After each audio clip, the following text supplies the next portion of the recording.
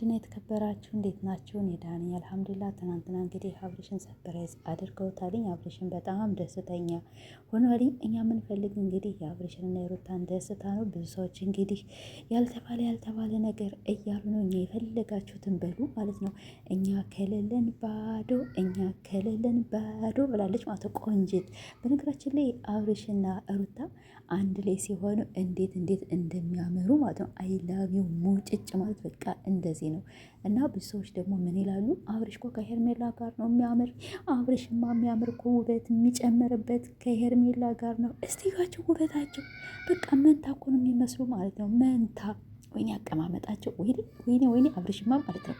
ፈጣሪ እኮ ከሌን የሰጠ ሩታ ሀብቴን እና ዞሮ እንግዲህ ትናንትና ባልታሰበ ወቅት አብርሽ ሰርፕራይዝ አድርገውታለኝ። እሱም በጣም ደስ ብሎታለኝ። ዩትወዙ ምናምን ነገር እንዴት እንደደፋበት እኮ ራሱ እኔ እንጃ።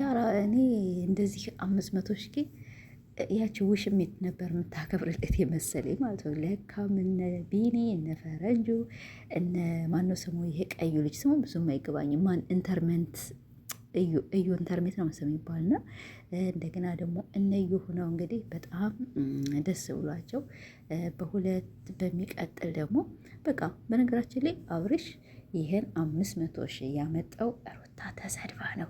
ሩታ ተረግጣ የሩታ ልፋት የሩታ ውጤት ነው እንጂ የአብርሽ አንዳችም ነገር የለም። ግን ያው የአብርሽ ነው አውቃለሁ። በጣም ለፍቷል። በጣም ብዙ ተሰድቧል። በጣም ብዙ ነገር ሆኗል። ራሱን ዝቅ አድርጎ ክብሩን በጣም አውርደው ሁለታቸው ሁላ ለፍተዋልኝ እና ብዙዎች የሩታ ልፋት ነው ምናምን ነገር ስንላቸው ማለት ነው። እንዴት የሩታ ልፋት ነው ትሉናላችሁ? አዎ እየመረራችሁ ዋጡት። እየመረረሽ እያንዳንድሽ ዋጥ አድርጊያትኝ እና የአብርሽም አይደለም የማንም አይደለም የሩታና የሩታ ሴት ልጅ በሶሻል ሚዲያ የሚያውቃትም የማያውቃትም እንደዚህ እየተሰደበች እየተዘቀዘቀች ይሄን ለባሏ ብላ ብዙ ነገር አድርጋለታለች።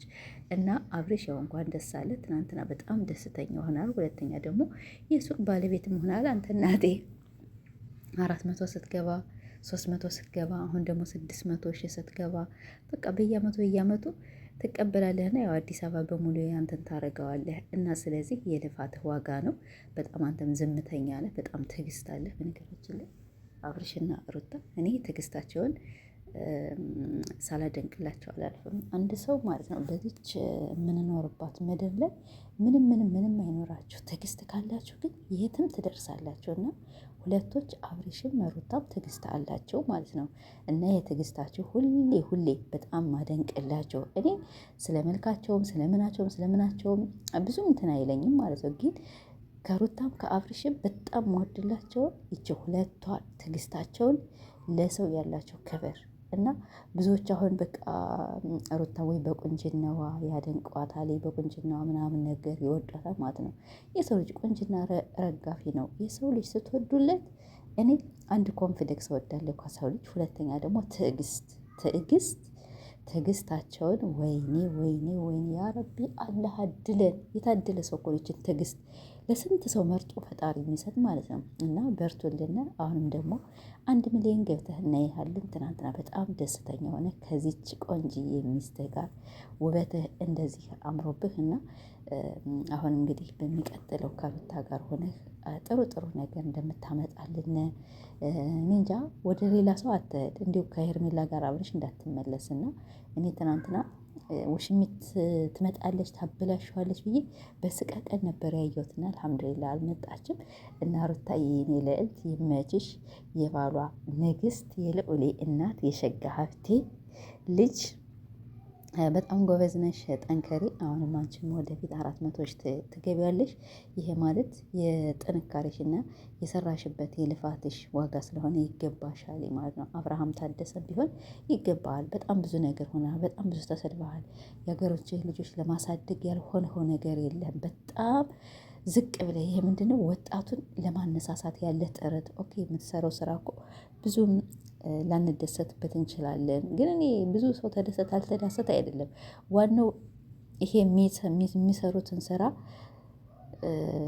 ኦኬ ፈጣሪያቸው ሊጠይቃቸው ይችላል። እኔ በዚህ ምንም አያገባኝም። ራሳቸው ወደው ፈቅደው ፈጣሪ ራሱ ይጠይቀን ብለው ስለሚሰሩ ብዙም አልቃወማቸውም። ግን ሴት ልጅ ስትሰደብ ወላሂ ያመኛል። ለምን አንዲት ሴት ልጅ ያልፍልኛል ብላ ራሷን ዝቅ አድርጋ ቤተሰቧን ልጇን ዝቅ አድርጋ እየሰራች ሳለ እሷን ለማጥፋት ኑሮን ለማሻሸል እየሰራች በቃ በጣም ሲሰድቧትኝ ወላሂ ያመኛል ማለት ነው። ለምን እኛ አረብ ሀገር አረቦቹ በማናውቀው ሀገር በማናውቀው ቤት በማናውቀው ባዕድ ሀገር ሆነን ነው የምንሰራ። ይሄ ምንድን ነው? እኛም ኑሯችን ለማሸነፍ ብለን ነው ራቡንም ጥመቱንም ምኑም ችለን የምንሰራ ያልፍልና ብለው እነሱ ደግሞ በሀገራቸው ላይ እስቲ እንደዚህ አድርገን እንስራ እንደ ድራማ። እነሱ ድራማ ነው ያሉልን፣ እነሱ እውነት ነው ብለው እመኑን ስላሉ ብቻ ነው ከዚህ ላይ የሚያናድዱኝ እንጂ የዩቱብ ስራ መሆኑን በደንብ አድርጌ ጠንቅቄ ያውቃለሁ። አብርሽና ሩታ እንደማይለያዩ አውቃለሁ። ለምን አንዲት ሴት ልጅ ከባሏ ጋር ከተለያየች መቼም እንደዚህ ንጥር ብሎ ውበቷ አይወጣም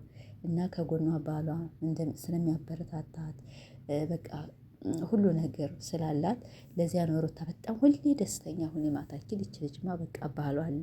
አብርሽም ቢሆን ሁሌም ደስተኛ እንደዚህ አምሮበት የምል ያው ይቺ ቆንጅዬ ከጎኑ ስላለች ስለምታበረታተው ሰዎች ቢሰድቡነ ሰዎች ቢያንገላቱን ተዋቸው አያውቁንም ስለሚባባሉ ነው። እና ፍቅር በሁለታቸውም ስላለ ለዚያ ነው ማለት ነው። እና አሁን ብዙ ሰው ምንም አያስተምርም ምናምን ነገር ይላሉ። አትዩዋቸው፣ የማያስተምሩ ከሆኑ ወላሂ አትዩዋቸው። እኔ ግን ደስ ይሉኛል። በተለይ አብርሽና ሩታ በጣም ብዙ ነገሮች አድርገውልናል። ኮንፊደንስ ሰጥተውናል።